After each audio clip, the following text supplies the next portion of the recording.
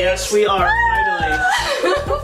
So the way this is gonna work is that we're gonna share basically our thoughts while the engagement was happening and like a few days before, and then after this I'll show you guys the clips of him actually like getting down on one knee and like everything that happened afterwards. So as you guys can see, we have on our Mardi Gras beads, and that's because this whole story took place in New Orleans. Ryan surprised me with a trip to New Orleans. So we arrived in New Orleans and everything was like fine, dandy. We were having a really good time. And such an amazing city. Yeah, we wanted to move to New Orleans after like 2 hours there. It was such an incredible city. Like, I can't wait to go back. If you guys have a chance to go to New Orleans, I like highly recommend it. It's definitely a unique place. It's not like going anywhere else. Yeah, it's amazing. And then on the Saturday, which was the day of the proposal, normally we had been there like 2 days already. So normally we would go out in the morning, we would eat, we'd walk around the city. We'd go back into we'd go back to our room, we'd take a nap or just rest up and then change and get ready for a night out. On Saturday morning when we woke up, or like afternoon, he was like, oh, we're not going to have a chance to come back and change before this dinner reservation. Okay, let me talk about this dinner reservation for a second. So when we arrived on the Thursday, Ryan was like, okay, I just want to let you know, on Saturday we have a dinner reservation. And in my head I was like, a dinner reservation? So like this dinner reservation really just like stuck in my brain, right? So I kept questioning him about this dinner reservation. It got really annoying really fast. I probably could have thought of a better lie. But the reason I was so anal about it is because in my head, like, I knew that he was going to propose at this restaurant. Like, I knew that the proposal was going to happen at this dinner reservation. But can you explain why there was always a doubt as to why I couldn't propose at this restaurant? What do you mean? How people weren't there. Like, my big thing was, like, I really wanted my mom to be there. And I wanted, like, my family, I wanted my friends, like, close friends and everything to be there when he proposed. So in my head, I was like, okay, he took me on this trip, and he's talking about this dinner reservation. And to me, he mentioned it once, but to me, it's like he keeps talking about this dinner reservation. We just took a trip down to the south, and I don't have family here. I don't have my friends here. So how is it that he's going to propose? Okay, so let's move on. So on this Saturday, we wake up, and he's like, okay, so we have this reservation at 5:30. We're not going to have a chance to come back because it was already like... Yeah, we left the room late. Like we left at like 1. We slept in, which was good for me because I knew that the longer I was awake, the more anxious I was going to be, and the greater chance that I could like spill it somehow or ruin it. So I wanted us to wake up as late as possible and leave the room as late as possible. Yeah.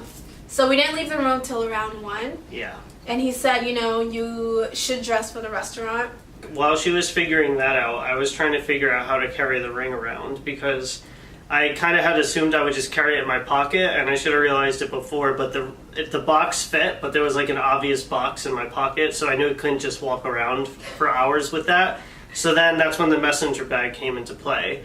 And I've learned since that you can, for all the soon-to-be fiancés out there, you can buy a special sock that will hide a small engagement ring box. That's what I should have done. Wait, what? You can buy a sock that has an like a hidden pouch in it for you to put an engagement ring box. The sock comes with like a smaller box for the ring.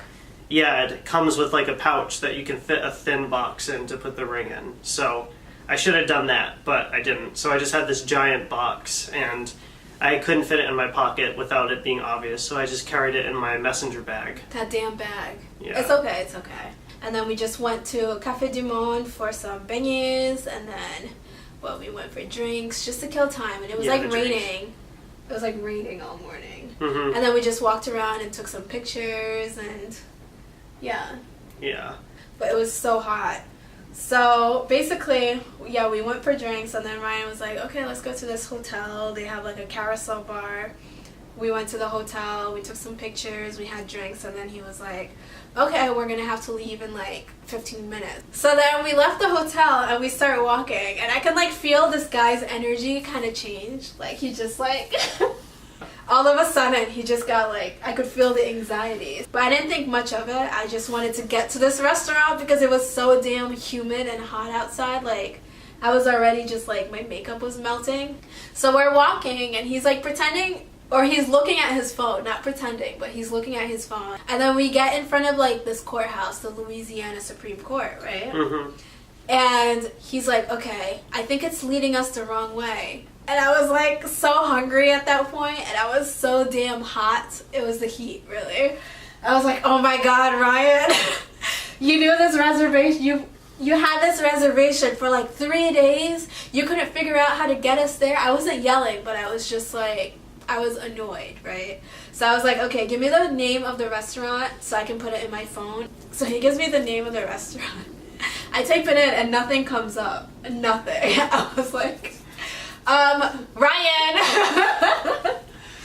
are you sure this is the name of the restaurant? He's like, hold on, let me see. I was like, you don't even know the name?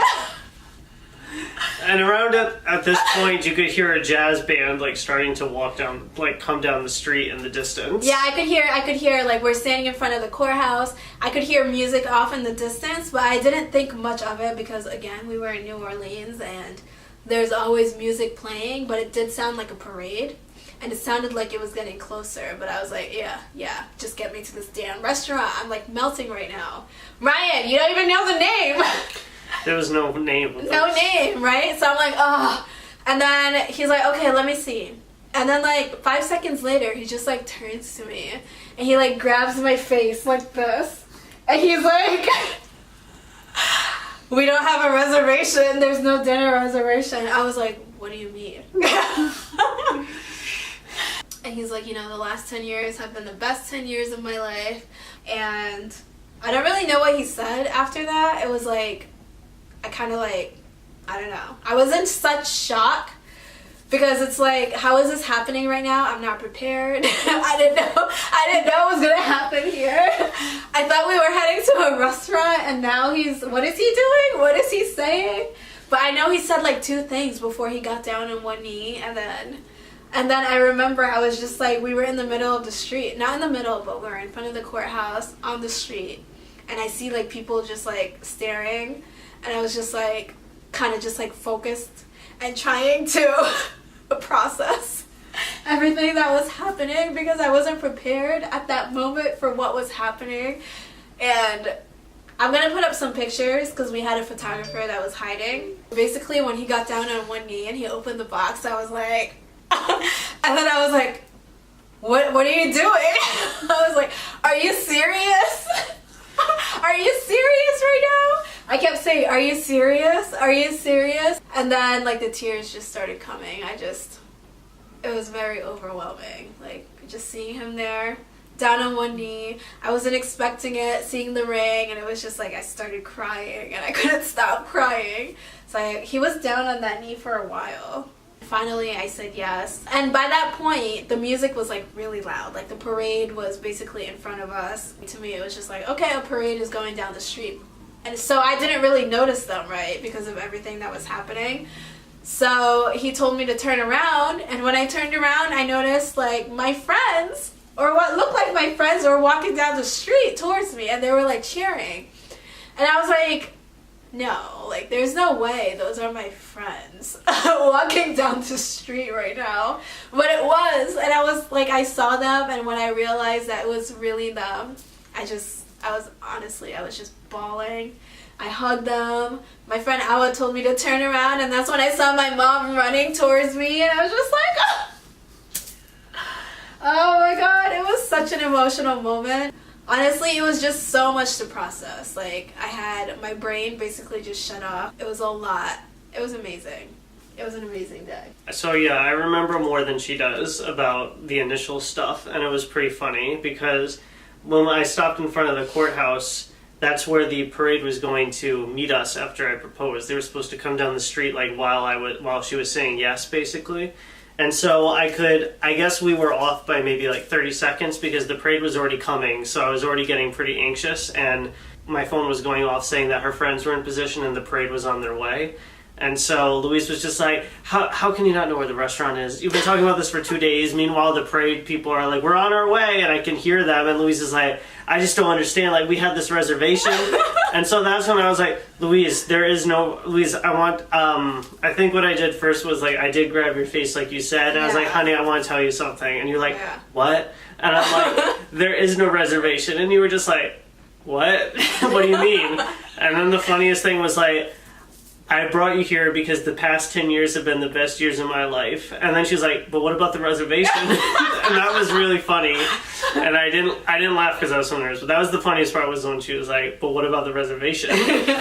And I'm glad she doesn't remember more than the first sentence, because it didn't really make any sense, because I have been struggling to think of what to say all day. And I had just been pretty anxious. And then like I could hear the parade coming closer, and I was just so anxious. So I was basically saying, like, the past 10 years have been the best of my life. I just hope that you'll, let me make the rest of our lives as happy as you've made me. And then after that, I was basically like, you're so amazing, and like, will you marry me? Like, it didn't really make much sense after that.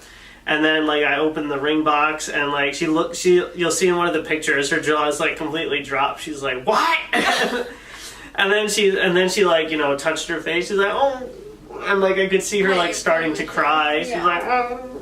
And then she was like, what? And then she was like, oh. And the parade was like coming, and I was just standing there waiting. And then she eventually like, she was crying, and she like nodded. She's like, yes, yes. And then, she took the ring, and she cried. And then I got up and I hugged her and I kissed her. And then the parade was basically right there. So that's when, like she said, I was like, look around. The three of them came out and were running down the street. And Louise like hugs them, and her mom was lagging a few seconds behind because she was shopping.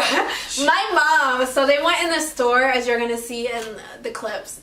They went in the store to wait, and of course, my mom, being the African mom that she is, she decides to shop. She basically missed the whole proposal because she was shopping. Yeah. So then she comes running. One of my favorite pictures is when Louisa's sobbing, hugging her friends, and it looks like I'm just waving at no one in the distance, but it's her mom like lagging behind by about 10 seconds. So yeah, I can see how it was a lot for Louise, because I was like, look, it's your friends. And then her friends came, and then I was like, look, it's your mom. And she was like, Mom. And then I was like, look, that's your parade too. And she was like, what? And then like the parade just marched her down the street. Yeah. So it was amazing. He did such a good job. And then we ended up in front of this bar where we finished taking pictures with the parade and like everyone who was there. We had drinks, and then we went to eat, and then we ended up in Bourbon. It's actually this far. We picked this up on our last day. This bar right here. It says Lafitte's Blacksmith's Bar. This is everything about our proposal. So we ended up at this bar right here on Bourbon Street. And this is basically us, like the day of the proposal. But it was a really good time. And then, after dinner, we all ended up in Bourbon Street till like 3 in the morning to continue the celebrations. And it was a really special day. It was a good day. Yeah, good. I'm glad. So I wanted to give a shout out to Joshua Mutt Photography, our photographer. So I'm going to leave his name here so that you guys can check out his Instagram. And also, Jazzman. Who are they? Jazzman Parade. No, that wasn't them. Yes, it was. That's not their name. Jazzman Second Line. That's not their name. Louise, I booked them. I know their name. I swear that's not their name. Jaywalkers, Ryan.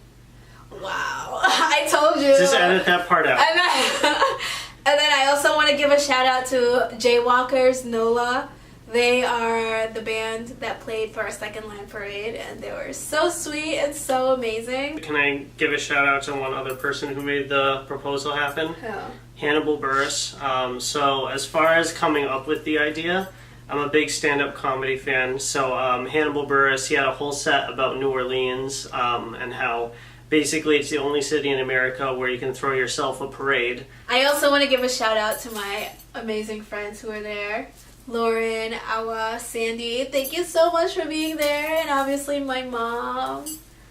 I want to thank my mom, but mostly I want to thank Ryan for making it all possible. Yay. I love you, honey. So now I'm going to play the clips from the actual proposal. I hope you guys enjoy the proposal. Thank you so much for for watching this. Make sure you guys give it a thumbs up if you think that Ryan did a really good job with this proposal, okay? Oh, wow. Yeah. Wow.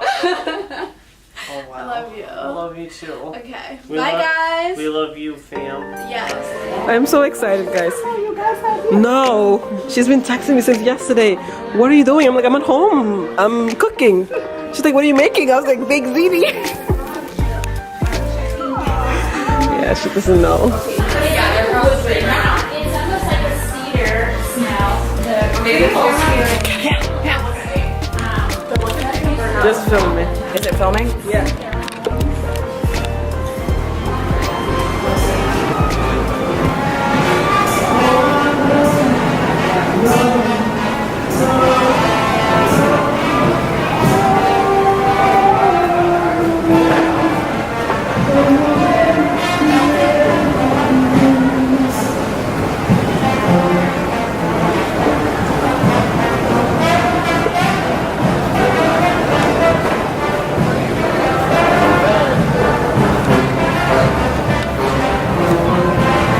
Come on, she said yes, she said yes.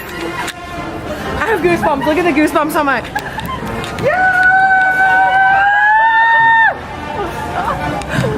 Yo, I have goosebumps. This is their second line. Where's her mom? Yeah, where's her mom at? Here, don't worry about that.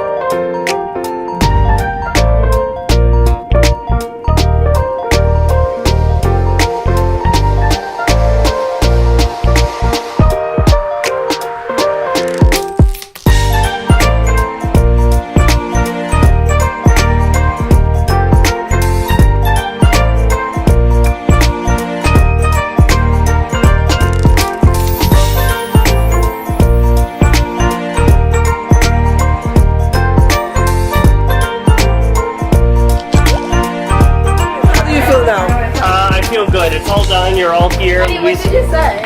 I just said like you're amazing and I'm amazing. Can we just be happy?